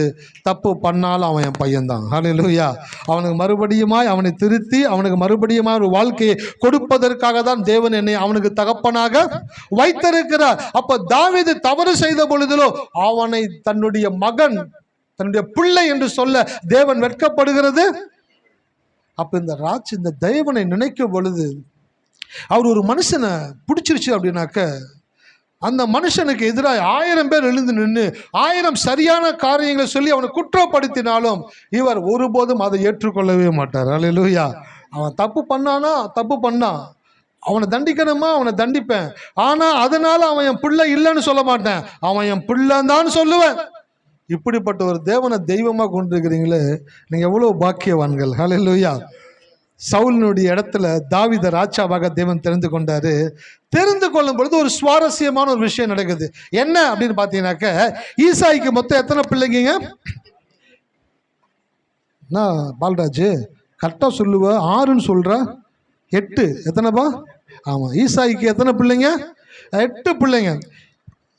8 பிள்ளைங்கள்ல ஃபர்ஸ்ட் 3 பேர் சவுலோட கூட யுத்த மனுஷராக இருந்தாங்களாம். 3 பேர், ஃபர்ஸ்ட் அண்ணன் 3 பேர், அந்த 3 பேருமே யுத்த வீரர்கள், சவுலோடு கூட யுத்தத்தில் இருந்தார்களாம். அடுத்து எத்தனை பேர்? 5 பேர் இருக்கிறாங்க. 5 பேர்ல 4 பேர் அவங்க அப்பா கூட இருந்தாங்களாம். யார் கூட இருந்தாங்க? அவங்க அப்பா கூட இருந்தாங்க. இந்த கடைசியா ஒருத்தர் இருக்கா பார்த்தீங்களா, தாவீது, அவன் யார் கூட இருந்தான் தெரியுங்களா? அவன் தேவனோடு கூட இருந்தான். ஹல்லேலூயா. யாரோடு கூட இருந்தான்? யாரோ ஆடுகளோடு கூட இருந்தான்னு சொல்றாங்க. தேவனோடு கூட இருந்தான்.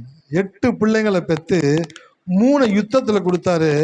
நாளை பக்கத்தில் வச்சுக்கிட்டாரு, ஒன்ன துரத்தி விட்டாரு. இந்த தேவன் யுத்தத்தில் இருக்கிறவர்களையும் ராஜாவாக தெரிந்து கொள்ளவில்லை, தகப்பனிடத்தில் இருக்கிறவர்களையும் ராஜாவாக தெரிந்து கொள்ளவில்லை. புறக்கணிக்கப்பட்டு ஒதுக்கப்பட்டவனை தேவன் ராஜாவாக தெரிந்து கொண்டார். ஹல்லேலூயா. உங்களுக்கு நற்செய்தி சொல்லட்டுங்களா? எங்கெல்லாம் நீங்கள் புறக்கணிக்கப்படுகிறீர்களோ, ஒதுக்கப்படுகிறீர்களோ, இழிவுபடுத்தப்படுகிறீர்களோ, அப்பொழுதெல்லாம் தேவனுடைய கண்கள் உங்கள் மேல் படுகிறது. உங்க தேவனுடைய கண்கள் உங்க மேல பட்டுச்சுன்னா சும்மா விட்டுருவான்னு நினைக்கிறீங்களா? எவன் உங்களை இன்சல்ட் பண்ணானோ அவனுக்கும்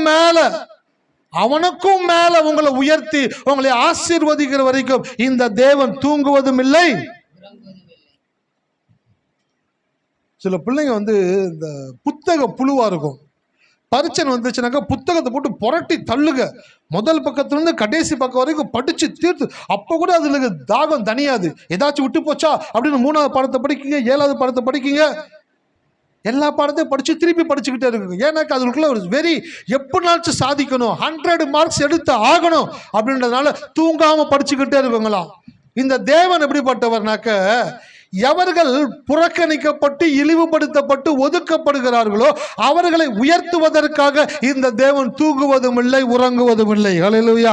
இன்னைக்கு ஒரு காரியத்தை மனதில் எடுத்துக்கொண்டு வீட்டுக்கு போங்க. என்னை உயர்த்துவதற்காக என் தேவன் தூங்காமலும் உறங்காமலும் இருக்கிறபடியினாலே என் வாழ்க்கையை என் தேவன் திட்டமிடக்கூடியவராக இருக்கிறார், வடிவமைக்கக்கூடியவராக இருக்கிறார். என்னை ஆசீர்வதிப்பது, இஸ்ரவேலை ஆசீர்வதிப்பதே கர்த்தருக்கு.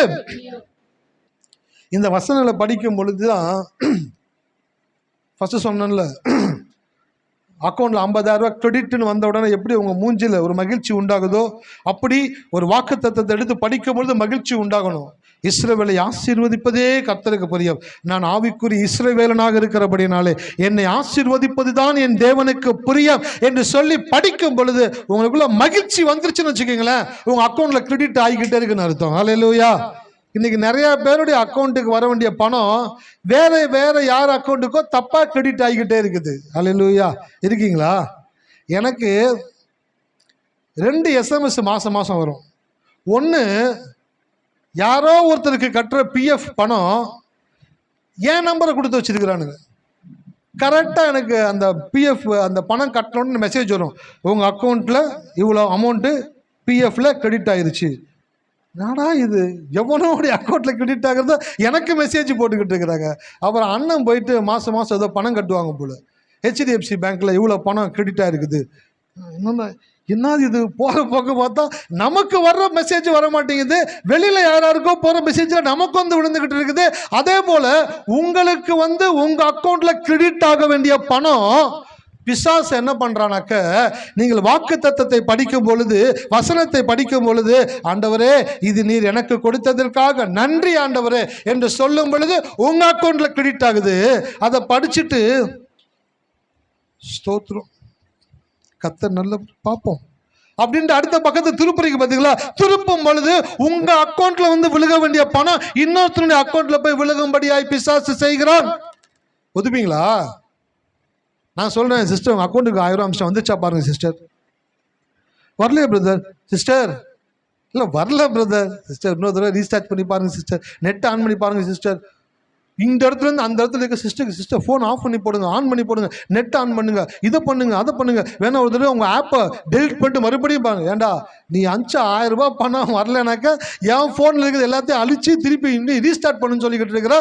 ஏன் நான் அமிச்ச பணம் யார் அக்கௌண்ட்டுக்கு போச்சோ, தப்பாக போயிடுச்சு போல அப்படின்ட்டு புலம்புறீங்க பார்த்தீங்களா? அதே போல தான் உங்கள் அக்கௌண்ட்டில் விழுகும்படியாய் தேவன் வார்த்தைகளை உங்களுக்கு அனுப்பும் பொழுது நீங்கள் அசால்ட்டா அதான் பண்ண சொன்னேன், அலட்சியமும் அசட்டையும் தேவனுடைய ஆசீர்வாதத்தை அண்ட விடாது.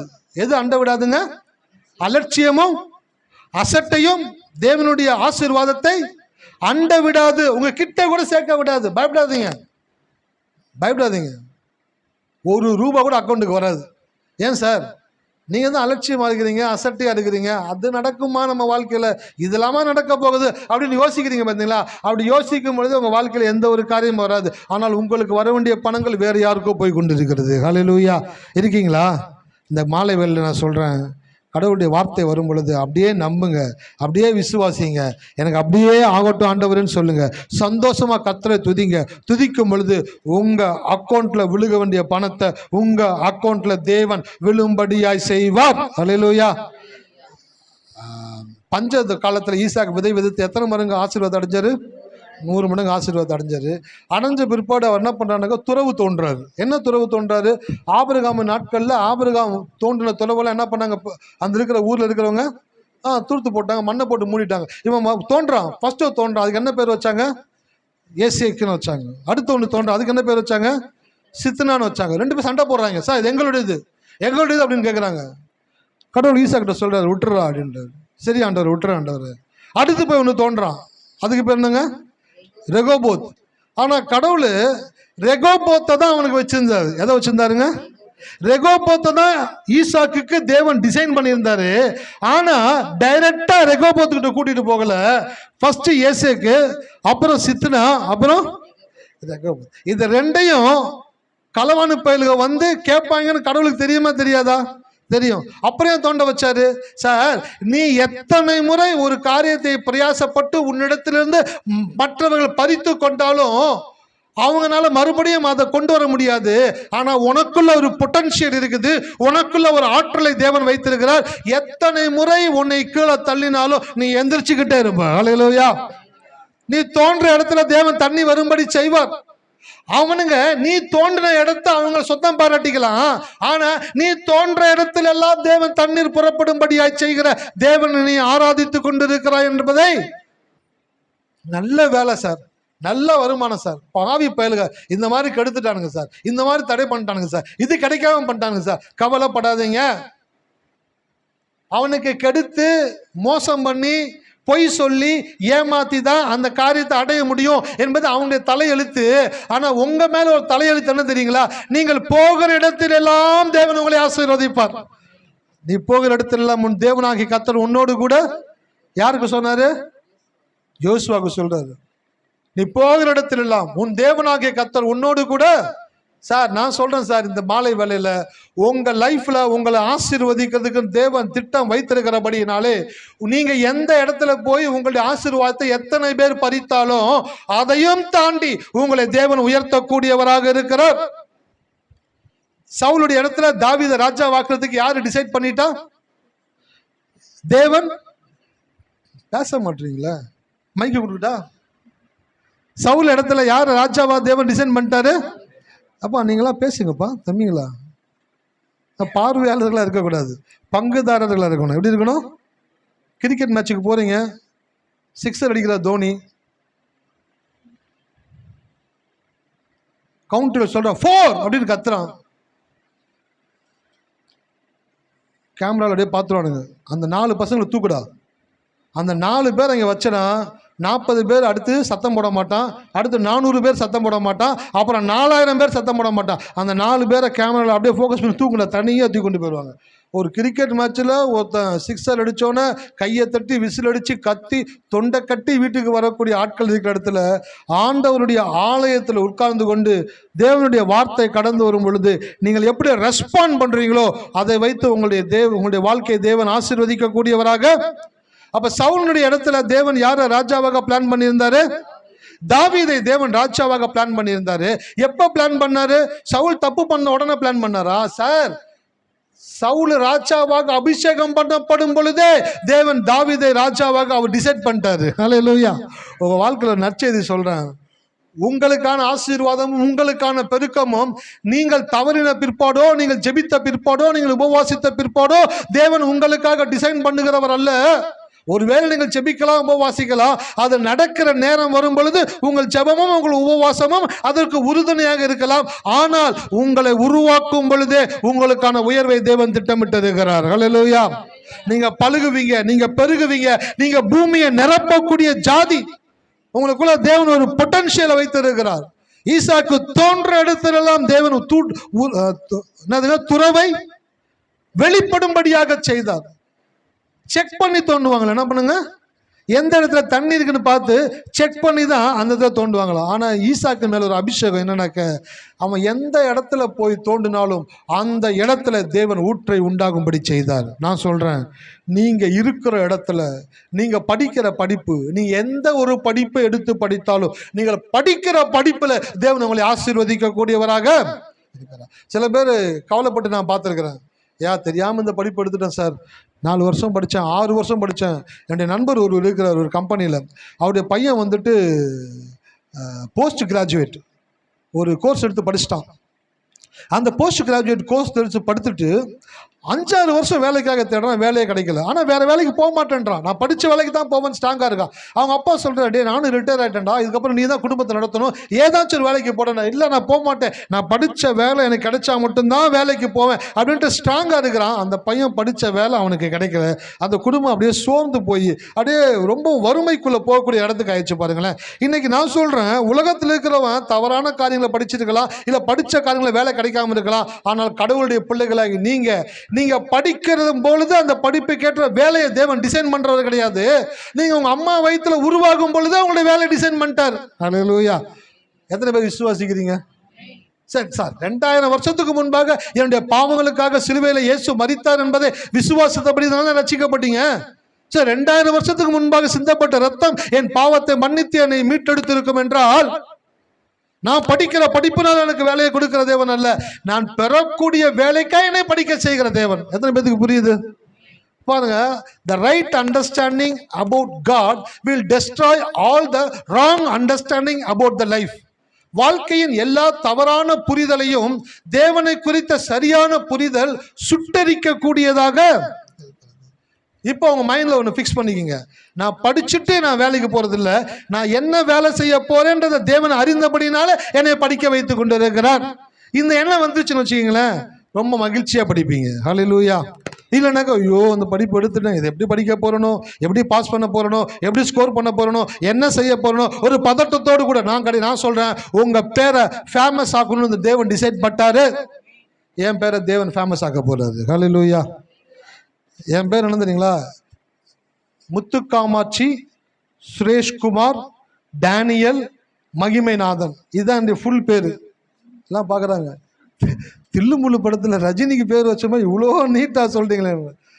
முத்துக்காமாட்சி எங்கள் அப்பா பேர், சுரேஷ்குமார் என்னுடைய பேர், டேனியல் நான் கன்வெர்ட் ஆகும் பொழுது டேனியல் மகிமைநாதன் பேர் வச்சேன். ஸோ முத்துக்காமாட்சி சுரேஷ்குமார் டேனியல் மகிமைநாதன் என்ற பேரை ஃபேமஸ் ஆக்குறதுக்கு தேவன் என்ன பண்ணுறானாக்க, முத்துக்காமாட்சிக்கு எம் எடுத்துக்கிட்டாச்சு, சுரேஷ்குமாருக்கு எஸ் எடுத்துக்கிட்டாச்சு, டேனியல் மகிமைநாதனுக்கு டி எடுத்துக்கிட்டாச்சு, எம்எஸ்டி. எம்எஸ்டினா யாருங்க? மகேந்திர சிங் தோனி அப்படின்னு சொல்லும் பொழுது இந்த இந்தியா முழுவதும் உலகம் முழுவதும் பார்க்குது, மகேந்திர சிங் தோனியா, அப்பா பெரிய ஆளாச்சே, ஃபேமஸ் ஆகிறார். ஒரு சின்ன ஊர்ல வேலை கிடைக்காம ரயில்வேல செக்கர் வேலைக்கு போய் அவஸ்தப்பட்டு கொண்டிருந்த அந்த மனிதனுடைய உள்ளுக்குள் இருந்த பொட்டன்ஷியல், அதான் இன்னைக்கு நான் வலியுறுத்த விரும்புகிறேன். உங்க ஒவ்வொருத்தருக்குள்ளேயும் தேவன் ஒரு பொட்டன்ஷியலை வைத்திருக்கிறார். ஹல்லேலூயா.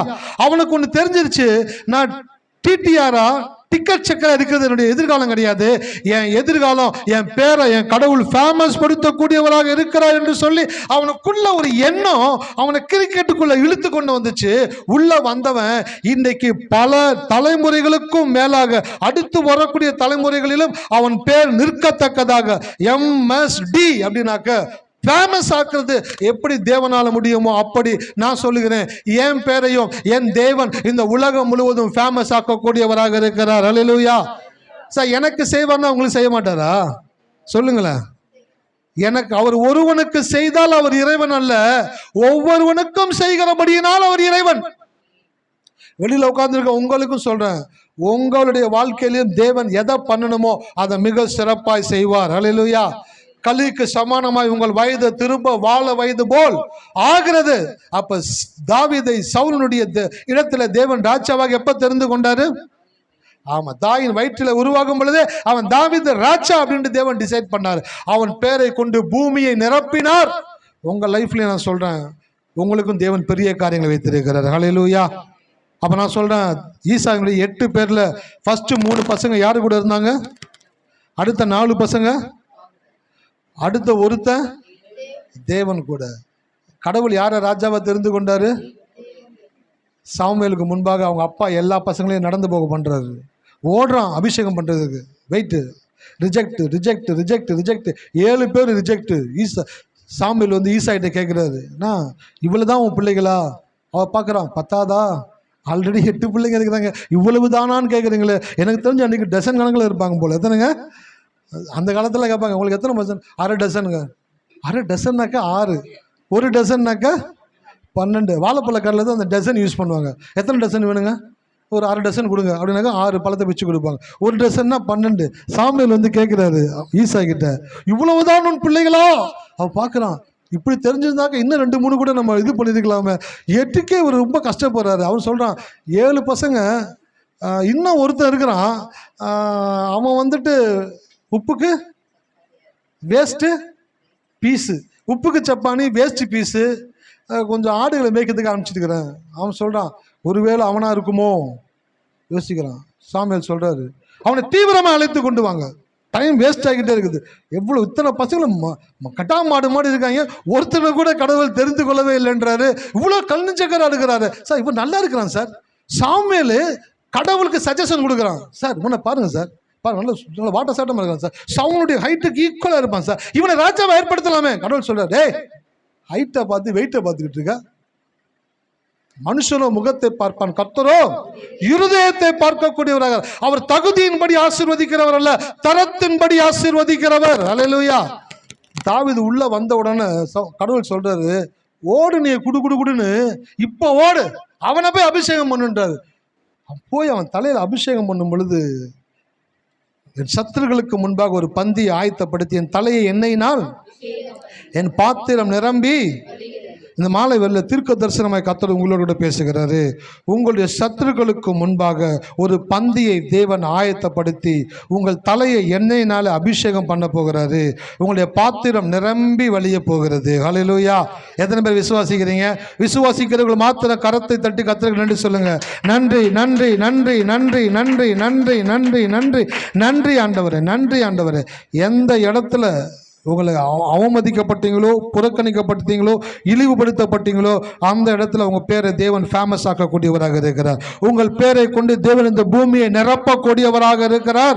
உங்கள் சத்துருக்களுக்கு முன்பாக ஒரு பந்தியை தேவன் ஆயத்தப்படுத்தி கொண்டிருக்கிறார். ஐயோ இப்படிப்பட்ட மக்கள் மத்தியில் வாழ்ந்து கொண்டிருக்கிறனே அப்படின்ட்டு வேதனையோடு இருக்கிறீங்களே, கடவுள் சொல்றாரு, அவர்களுக்கு மத்தியில் நான் ஒரு பந்தியை ஆயத்தப்படுத்தி கொண்டிருக்கிறேன். உன் தலையை எண்ணெயினால் நான் அபிஷேகம் பண்ண போகிறேன். அபிஷேகம் என்றால் தேவன் உங்களை உயர்ந்த ஒரு நோக்கத்திற்காய் தெரிந்து கொண்டிருக்கிறது. பாத்திரம் நிரம்பி வழிகிறது. எத்தனை நாள் நீங்க அழுதீங்க, இது நடக்கல, இது கிடைக்கல, இது முடியலன்ட்டு. கடவுள் சொல்றாரு, நீ ஏங்கினதை உன் கரத்துல கொடுத்து உன் பாத்திரம் நிரம்பி வழியும்படியாய் தேவன் செய்ய போகிறார். அல்லேலூயா. தாவீதுடைய பாத்திரம் நிரம்பி வழிஞ்சிச்சு. ஆனந்த கண்ணீர்னால கர்த்தரை துதிக்கிறான். சொல்லுகிறான், ராஜாவோடு இருந்தவங்களே ராஜாவை தெரிஞ்சு கொள்ளல, அப்பாவோடு இருந்தவங்களே ராஜாவை தெரிஞ்சு கொள்ளல, நிர்கதியாக வனாந்தரத்தில் இருந்து தேவனோடு கூட ஒரு இருந்த மனிதனை தேவன் கைவிடுகிறவர் அல்ல. ஹல்லேலூயா. சோர்ந்து போகிறவர்களாக இராமல் தேவனோடு சேர்ந்து இருக்கிறவர்களாக இருங்கள். உங்களுடைய வாழ்க்கையில் தேவன் பெரிய காரியத்தை திட்டமிட்டு இருக்கிறார். கண்களை மூடுவோமா? நன்றி செலுத்துகிறோம் தகப்பனே. இந்த மாலை வேளையில்